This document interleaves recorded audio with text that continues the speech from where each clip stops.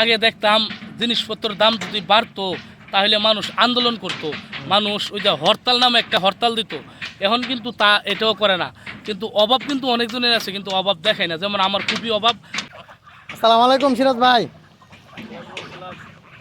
ভাই হাঁসের খামার শুরু করলেন কোন সময় থেকে? প্রায় 2-2.5 মাস হয়েছে। 2.5 মাস। মাশাআল্লাহ, এই হাঁসগুলো তো অনেক বড় দেখা যায়, আর এইগুলো দেখা যাচ্ছে উন্নত জাতের হাঁস, রাজহাঁসের মতো দেখা যাচ্ছে। জি, এগুলি রাজা হাঁস হই। এগুলো কি আপনার? জি। ভাই আপনার কতটা হাঁস আছে মোট? আমার 55-50টা হাঁস ছিল। 55-50টা হাঁসের থেকে আমি 15টা হাঁস বিক্রি করে দিছি। টাকার অভাবে, দেশের পরিস্থিতি তো ভালো না, এই জন্য এখন বর্তমানে 40টা হাঁস আছে। মাশাআল্লাহ, আপনার হাঁসগুলি কিন্তু খুবই সুন্দর দেখার মতো, জি।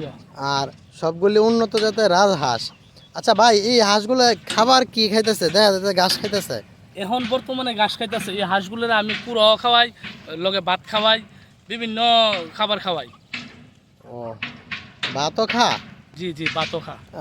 এই আপনি কি হাঁসগুলো পাহারা দিতেছেন না? হ্যাঁ, আমি পাহারা দিতেছি। তা এলাকার মানে তো কিছু সুর আছে, বাটপার আছে, এরা ধরে নেগা, এই জন্য আমি নিজে পাহারা দিতেছি। আপনারা কয়েকদিন আগে শুনলাম আপনার নাকি 3টা হাঁস হারিয়ে গেছে, আপনি পাইতেছেন না 3টা হাঁস? হ্যাঁ ভাই, আমার 3টা হাঁস হারিয়ে গেছে। আমি 3টা হাঁস আজ পর্যন্ত পাইলাম না। আচ্ছা, কে নিছে এরকম ধারণা আছে আপনার যে কে না নিতে পারে? না, আমি বলতে পারি না। আমি নিজে সই দেখছি না কেডা নিছে, তবে ধারণা করতেছি যে কিছু 1-2টা বাবাহুর আছে, এরা নিয়ে মনে হয় বিক্রি করে দিছে। ও, 1-2টা বাবা ঘর আছে। হুম। তবে আপনার হাঁসগুলো আমার কাছে অনেক ভালো লাগছে, আর কি সুন্দর করে হাঁসগুলো ঘাস খাইতেছে। আসলে রাজহাঁস একসাথে অনেকগুলো হাঁস দেখলে এমনিতেই ভালো লাগে। তবে আমিও মনে করি ভাই, একটু সচেতন থাকবেন, সবসময় হাঁসগুলির পাহারা দিবেন, নাহলে যে কোনো মুহূর্তে আপনার এই হাঁসগুলির উপরে মানুষও লোভ করতে পারে। জিও জি, এই জন্যই তো আমি নিজে পাহারা দিতেছি। দেশের পরিস্থিতি ভাই খুবই খারাপ, ভালো না, বুঝছেন। জি। এখন মানুষ তো আর মানুষ নাই। আগে দেখতাম জিনিসপত্রের দাম যদি বাড়তো তাহলে মানুষ আন্দোলন করত, মানুষ ওই যে হরতাল নামে একটা হরতাল দিত। এখন কিন্তু তা এটাও করে না, কিন্তু অভাব কিন্তু অনেকজনের আছে, কিন্তু অভাব দেখায় না। যেমন আমার খুবই অভাব। আমি এই অভাবের কারণে আমি কিন্তু এই হাঁসগুলি লোন নিয়ে, মানে আমি কিস্তিতে টাকা তুলে আমি এই হাঁসগুলি কিন্তু আনছি। আর এখনকার জিনিসপত্রের দাম যদি বাড়ে, একটা মানুষ সবাই রাস্তাঘাটও বাইরে না, কোনো মানুষ কোনো কিছু কথাবার্তি কও না, বুঝছেন। আমার এই যে কুড়ার দাম বাড়তি, প্রচুর কুড়ার দাম বাড়তি, বুঝছেন। করার দাম বাড়তি, আপনি এই হাঁসগুলোর কোরাও খাওয়ান না? এরপরে ভাই কারেন্ট বিলও বাড়তি। আমি কিন্তু পাংখা দিয়ে হাঁসগুলির রাখি, বুঝছেন। রাত্রে কিন্তু এই যে গরম, কারেন্টও জাগা, বেশিরভাগই কারেন্ট জাগা। কিন্তু আমার একটা কথা হইতেছে যে কারেন্ট বিল আমরা কিন্তু পরিশোধ করে দিলাই, আমরা কারেন্ট বিল বাহি লাগতাম পারি না, কিন্তু এরা কয়লার বিল কেন বাহি লাগলো? কয়লার বিল বাকি রাখছে দেশে, তো মনে করেন এই দেশের টাকা তো বিদেশ পাচার হইতেছে। বিভিন্ন গণমাধ্যমের মাধ্যমে আমরা দেখতেছি যে বিদেশ, মানে আমাদের দেশের টাকা বিদেশ উন্নত রাষ্ট্রগুলি পাচার হইতেছে। সুইস ব্যাংকের মধ্যে, আমি আপনাকে বলি, সুইজারল্যান্ডের সুইস ব্যাংকের মধ্যে আমাদের বাংলাদেশের টাকা এবার সবচেয়ে বেশি ঢুকছে। এই টাকাগুলি কই থেকে আয়? এটা বড় বড় সুরবাট্টাররা মনে নেই না। হ্যাঁ, মানে আমরা কোনো মাথা ব্যথা নাই আর কি, এই জন্য চোরবাটপাড়া হজম করতে পারতেছে। এটাই, কিন্তু আমরা তো কারেন্ট বিল বাকি রাখি না, আমরা এই টাকাগুলি নিয়ে আর কি পরিশোধ করতে পারে না। কিন্তু এরা কি করে জানেননি, আসলে বড় বড় কর্মকর্তারা এরা সিটারি বাটফারি করে, চুরিদারি করে, এই জন্য এই কয়লার বিল এরা বাকি রাখছে, বুঝছেন।